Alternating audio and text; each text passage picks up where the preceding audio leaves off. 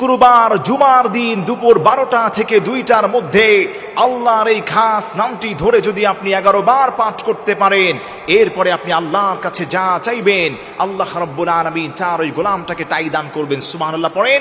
বিপদে আছেন, দেয়ালে পিঠটা ঠেকে গেছে, ঝামেলায় আছেন, আল্লাহ আপনাকে উদ্ধার করে দিবেন। আপনি মনে রাখবেন শুক্রবার দিন ঠিক দুপুর 12টা থেকে 2টার মধ্যে আল্লাহর এই খাস নামটি হাতে গুনে গুনে 11 বার আপনি পাঠ করে আপনি যা চাইবেন নবীজি বলেন উস্তুজিব, আল্লাহ তাকে তাই দান করবেন। সুবহানাল্লাহ পড়েন। আল্লাহর সেই খাস নামটি হলো আগিসনি ইয়া রহমান, আগিসনি ইয়া রহমান, আগিসনি ইয়া রহমান। এই ছোট্ট দোয়াটি আপনি হাতে গুনে গুনে 11 বার পাঠ করবেন। এরপরে আপনি আল্লাহর কাছে সুন্দরভাবে মোনাজাত করবেন। নবীজি বলেন কেউ যদি বলে আল্লাহ হে আমার রিজিকের বড় অভাব দেখা দিয়েছে, আল্লাহর হাবিব বলেন আল্লাহ পাক তোকে রিজিক দান করবেন। কেউ যদি বলে আমার গুনাহটা বেশি হয়েছে, আল্লাহর হাবিব বলেন আল্লাহ তোমার গুনাহগুলোকে ক্ষমা করে দিবেন। কেউ যদি বলে আল্লাহ হে আমার মেয়েটার বিয়ে হচ্ছে না, নবীজি বলেন উস্তুজিব, আল্লাহ তোমার মেয়ের বিয়ের ব্যবস্থা করে দিবে। কেউ যদি বলে আমার ব্যবসায় বরকত নেই, ঋণগ্রস্ত, আল্লাহ তার ঋণটাকে পরিশোধ করে দিবেন। সুবহানাল্লাহ পড়েন। এই জন্য আমার প্রিয় ভাইরা মনে রাখবেন শুক্রবার দিন অত্যন্ত গুরুত্বপূর্ণ একটি দিন, নাকি সাইয়্যিদুল আইয়াম বলা হয় হাদিসের ভাষ্য মতে।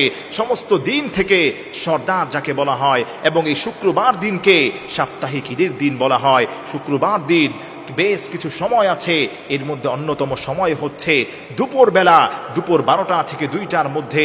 এই সময়টাতে কবলাল জুমা বা কবলাল জোহর যাকে বলা হয়, এই সময় বান্দা যেই দোয়া করে আল্লাহ রাব্বুল আলামিন তার সেই দোয়াকেই কবুল করে নেয়। এজন্য আমার প্রিয় ভাইয়েরা, আমার প্রিয় মা বোনেরা, অনেক কষ্টে আছেন, ডিপ্রেশনে আছেন, শুক্রবার জুমার দিন আপনি কিন্তু পাচ্ছেন।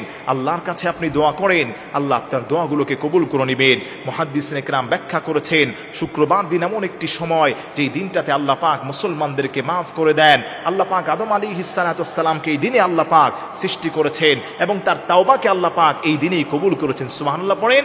এজন্য আমার প্রিয় ভাইরা আমি আপনাকে বলতে চাই, আমার প্রিয় মা বোনেরা, দেশ প্রবাস থেকে আপনারা অনেকেই আমাদের কাছে ফোন করেন, হুজুর আমি অনেক অসুস্থ, অনেক পেরেশানির মধ্যে আছি, চাকরি নাই, ঝামেলায় আছি।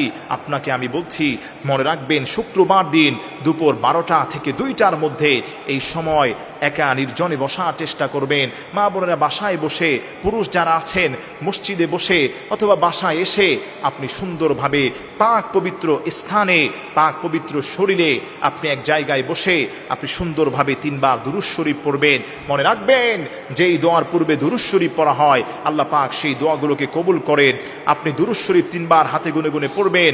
দুরূদে ইব্রাহিম আপনি পড়তে পারেন, আল্লাহুম্মা সাল্লি আলা মুহাম্মদ وعلى آل محمد كما صليت على إبراهيم وعلى آل إبراهيم إنك حميد مجيد اللهم بارك على محمد وعلى آل محمد كما باركت على إبراهيم وعلى آل إبراهيم إنك حميد مجيد।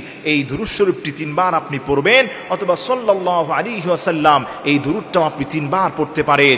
এরপরে হাতে গুনে গুনে পড়বেন আগিসনি ইয়া রহমান, আগিসনি ইয়া রহমান, আগিসনি ইয়া রহমান। আল্লাহর এই খাস নাম বিশিষ্ট এই ছোট্ট দোয়াটি আপনি হাতে গুনে গুনে 11 বার পাঠ করবেন। এরপরে আবারও 3 বার নবীজি সাল্লাল্লাহু আলাইহি সাল্লামের উপর দুরূদ শরীফ আপনি পেশ করবেন। এরপরে আপনি আল্লাহর কাছে হাত দুখানা উঠিয়ে আপনি যা চাইবেন হৃদয় উজাড় করে, আল্লাহ বলেন উদউনি আস্তাজিব লাকুম, আমার যেই গোলামটা আমি আল্লাহর কাছে চাইবে আমি সঙ্গে সঙ্গে তার ওই ডাকে সাড়া দিয়ে দিই। সুবহানাল্লাহ পড়েন।